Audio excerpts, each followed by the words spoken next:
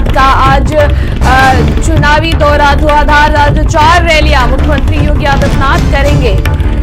NCR के 4 जिलों में योगी का तूफानी दौरा। हापुड़, मेरठ में योगी की चुनावी जनसभाएं होंगी। गाजियाबाद, बुलंदशहर में सीएम योगी चुनाव प्रचार करेंगे। हापुड़ के रामलीला मैदान में 12 बजे पहली रैली। दोपहर 1:20 पर मेरठ जिमखाना मैदान में रैली। 2:50 पर बुलंदशहर पहुंचेंगे मुख्यमंत्री योगी। 3 बजे नुमाइश मैदान में चुनावी रैली करेंगे मुख्यमंत्री। 4 बजे गाजियाबाद पुलिस लाइन पहुंचेंगे सीएम। 4:15 बजे कबीर नगर रामलीला मैदान में रैली। चुनावी रैली का संबोधन करेंगे मुख्यमंत्री योगी आदित्यनाथ।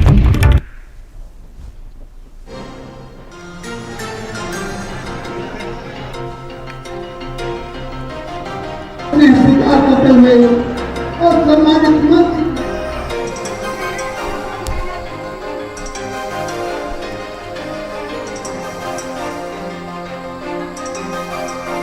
स्वीकार करते हुए और सम्मानित मंत्री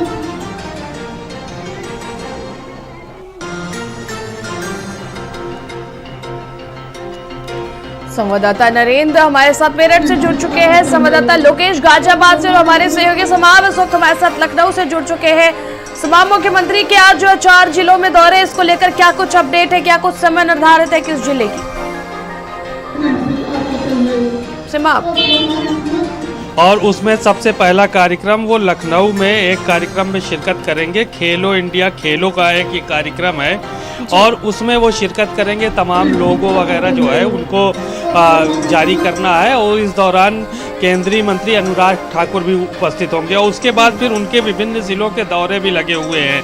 उनका पहला दौरा जो लगा हुआ है वो हापुड़ और इसके अलावा जो है मेरठ और बुलंदशहर और साथ ही साथ गाजियाबाद, ये 4 जगह हैं जहां पर मुख्यमंत्री योगी आदित्यनाथ चुनावी रैलियों को संबोधित करेंगे। दरअसल निकाय चुनाव के प्रथम चरण के मतदान हो चुके हैं कल और अब दूसरे चरण के मतदान 11 तारीख को होने हैं। उसी सिलसिले में वो लगातार मेहनत कर रहे हैं, जनसभाएं कर रहे हैं और साथ ही साथ वो बता रहे हैं कि सरकार की क्या उपलब्धियां हैं, सरकार ने किस तरह से काम किया है। तो इन 4 जगहों पर आज वो सभाओं को संबोधित करेंगे और नगर निकाय चुनाव में अपने प्रत्याशियों के लिए वोट मांगने का काम करेंगे। पिछले दिनों देखा गया ताबड़तोड़ रैलियां मुख्यमंत्री योगी आदित्यनाथ ने की हैं। 28 रैलियां लगभग जो है वो की थी, जिसमें से 3 लखनऊ में की थी और बाकी विभिन्न जनपदों में की गई थी। अब इसी तरह से दूसरे चरण का चुनाव प्रचार तेजी के साथ चल रहा है। मुख्यमंत्री योगी आदित्यनाथ के अलावा पूरी कैबिनेट के लोग जो है वो चुनाव प्रचार में लगे हुए हैं। लेकिन मुख्यमंत्री जहां जाते हैं वहां पर एक अलग जनसैलाब, एक अलग क्रेज दिखाई पड़ता है लोगों के बीच में और इसलिए वो लगातार जनसभाएं कर रहे हैं, लोगों को बता रहे हैं कि सरकार की क्या उपलब्धियां थी, सरकार ने किस तरह से काम किया है और भारतीय जनता पार्टी क्या काम करने वाली है। तो उन सब चीज़ों को बताते हैं। इसको लेकर आज भी 4 जगहों पर जनसभाएं हैं। एनसीआर के क्षेत्र में जो है वो ये जनसभाएं करेंगे और अपने प्रत्याशियों के लिए वोट मांगने का काम करेंगे। बिल्कुल, जो हमारे सहयोगी नरेंद्र हमारे साथ मेरठ से जुड़े हैं, हम नरेंद्र का रुख करेंगे। नरेंद्र, देखिए मेरठ में भी मुख्यमंत्री की चुनावी जनसभाएं हैं, किस प्रकार से मेरठ में तैयारियां हैं और किस प्रकार से प्रत्याशियों को जुटाने के लिए मुख्यमंत्री योगी आदित्यनाथ प्रचार मेरठ में करेंगे? देखिए, आज मुख्यमंत्री योगी आदित्यनाथ करीब 1:10 पर यहाँ मेरठ में पहुंचेंगे और ये जिमखाना मैदान है जहां पर मुख्यमंत्री योगी आदित्यनाथ की जनसभा होगी। ये वो इलाका है जो घनी आबादी के बीच है और चारों तरफ बड़ी बड़ी इमारतें हैं।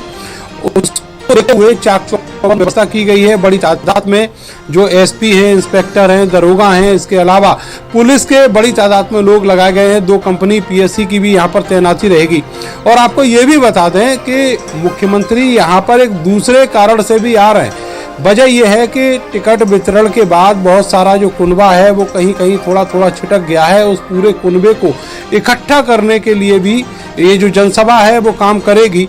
आपको बताएं कि पिछली बार ये जो मेयर की सीट थी ये चली गई थी बसपा के खाते में और यहाँ पर जो दलित मुस्लिम वोटों का जो गठजोड़ है वो हमेशा से सपा और बसपा के खाते में रहता है। लेकिन इस बार कोशिश ये है कि इसमें भी सेंध लगाई जाए और उसमें बीजेपी बड़ी हद तक कोशिशें अपनी सार्थक करती हुई दिख रही है। कल बड़ी तादाद में जो राष्ट्रीय लोकदल के नेता हैं, कई सारे पुराने दिग्गज नेता, वो सारे के सारे बीजेपी को ज्वाइन कर लिए। अभी 5 दिन का वक्त है और इस 5 दिन में मुख्यमंत्री की कोशिश ये है कि आज की जनसभा के बाद जो माहौल है चुनाव का, वो बीजेपी के पक्ष में बने और इसी प्रयास के लिए वो यहाँ पर आ रहे हैं और एक बड़ी जनसभा को आज संबोधित करेंगे।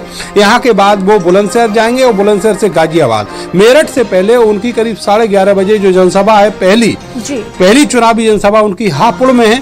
हापुड़ के बाद वो यहाँ मेरठ आएंगे और मेरठ के बाद बुलंदशहर जाएंगे। जी बिल्कुल, हमारे सहयोगी लोकेश गाजियाबाद से हमारे साथ जुड़े हैं। हम लोकेश, आपका रुख करेंगे और गाजियाबाद में क्या कुछ तैयारियां हैं मुख्यमंत्री के दौरे को लेकर, मुख्यमंत्री की चुनावी रैलियों को लेकर के एक बार अपडेट बताएं दर्शकों को। तो देखिए, मुख्यमंत्री सुबह 10:30 बजे गाजियाबाद के हिंडन एयरबेस पहुंचेंगे स्टेट ट्रेन से और वहां से शॉपर के जरिए, हेलीकॉप्टर के जरिए ये हापुड़ जाएंगे। यानी कि उनका आना सबसे पहले गाजियाबाद है और सबसे आखिरी जनसभा भी गाजियाबाद में। किसी के जनसभा करने के बाद वो वापस लखनऊ के लिए रवाना होंगे। और जैसे आप ध्यान दीजिए कि ये गाजियाबाद में जो उनका चुनावी जनसभा है, ये गाजियाबाद नगर निगम को लेकर पूरी 9 निकाय जो है पूरे जिले की, उन जिलों की पूरी जनसभा है। वहाँ के सारे अध्यक्ष पद के प्रत्याशी यहाँ पर मौजूद होंगे और इस तरीके से कहा जाए कि एक बीजेपी का ये शक्ति प्रदर्शन भी होगा कि ज्यादा से ज्यादा जो लोगों को यहाँ पर जोड़ा जा सके।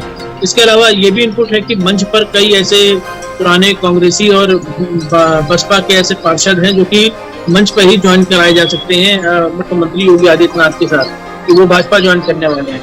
और तीसरी सबसे अहम बात है कि जो टिकट को लेकर यहाँ पर मारपीट हुई थी, उसके लिए भी एक मैसेज देने के लिए वो सीधे तौर पर यहाँ आ रहे हैं कि संगठन से बड़ा कुछ भी नहीं है और संगठन के अलावा जो भी कोई अगर इधर उधर जाएगा उसके खिलाफ कार्रवाई होगी। क्योंकि आज अगर आप माने तो जो संगठन है पश्चिमी यूपी का, तो संगठन ने आज डेडलाइन दे रखी है उन बागियों को जो कि चुनाव लड़ रहे हैं। क्योंकि अगर आज वो वापसी कर जाते हैं या अपने आपको चुनाव लड़ने से पीछे हट जाते हैं, तब तो उनके खिलाफ कोई कार्रवाई नहीं होगी। नहीं तो एक माना जा रहा है कि कल यानी कि शनिवार को ये तय है कि उनके खिलाफ निष्कासित की कार्रवाइयां होंगी। तो एक तरीके की मुख्यमंत्री का जो दौरा है, ये भी इस नजरिए से देखा जा रहा है कि जो बागी हैं वो भी अगर आज आना चाहें तो लौट सकते हैं। अगर मनाने के बाद भी वो नहीं आ रहे तो उनके खिलाफ कल से निष्कासित की कार्रवाई होगी। बिल्कुल, आपका बहुत बहुत शुक्रिया लोकेश, नरेंद्र और शमाब, आप हमारे साथ बने रहें।